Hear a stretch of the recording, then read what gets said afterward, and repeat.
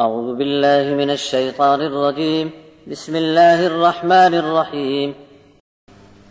تبارك الذي نزل الفرقان على عبده ليكون للعالمين نذيرا الذي له ملك السماوات والأرض ولم يتخذ ولدا ولم يكن له شريك في الملك وخلق كل شيء فقدره تقديرا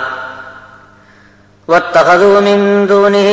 آلهة لا يخلقون شيئا وهم يخلقون ولا يملكون لأنفسهم ضرا ولا نفعا ولا يملكون موتا ولا حياة ولا نشورا وقال الذين كفروا إن هذا إلا إفك افتراه وأعانه عليه قوم آخرون فقد جاءوا ظلما وزورا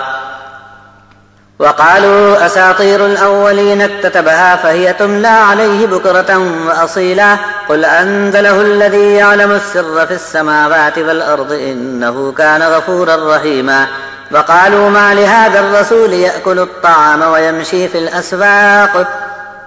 لولا أنزل إليه ملك فيكون معه نذيرا أو يلقى إليه كنز أو تكون له جنة يأكل منها وقال الظالمون إن تتبعون إلا رجلا مسحورا انظر كيف ضربوا لك الأمثال فضلوا فلا يستطيعون سبيلا۔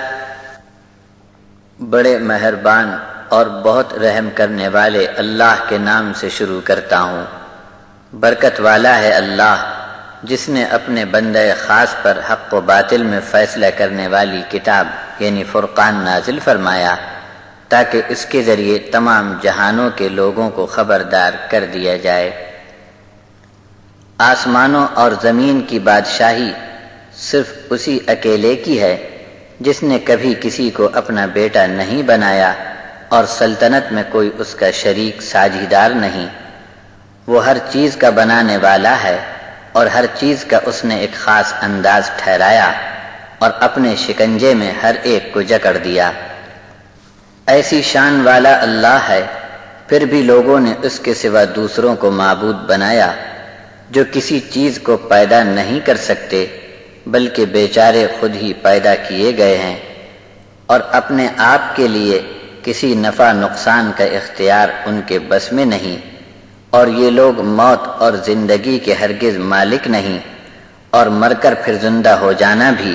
ان کے اختیار میں نہیں۔ پھر بھی ایسی سچی بات کے بارے میں انکاری لوگوں نے کہا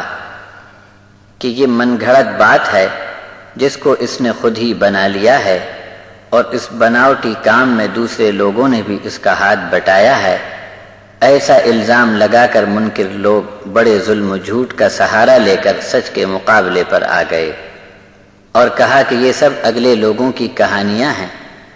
جس کو اس نے لکھ رکھا ہے اور صبح شام دوسرے لوگ اس کو پڑھ پڑھ کر سناتے ہیں۔ آپ ان سے فرما دو کہ بھلے آدمی، یہ قرآن تو اس نے اتارا ہے جو تمام آسمانوں اور زمین کی بھید کی باتوں کو جانتا ہے، اور بے شک بات ہے کہ وہ بڑا غفور اور بڑا مہربان ہے۔ اور انہوں نے یہ کہا کہ یہ کیسے رسول ہیں جو کھانا کھاتے ہیں اور بازاروں میں چلتے پھرتے بھی ہیں، ان پر کسی فرشتے کو کیوں نہ بھیج دیا گیا کہ وہ بھی ان کے ساتھ مل کر نہ ماننے والوں کو ڈرا دیتا، یا ان کی طرف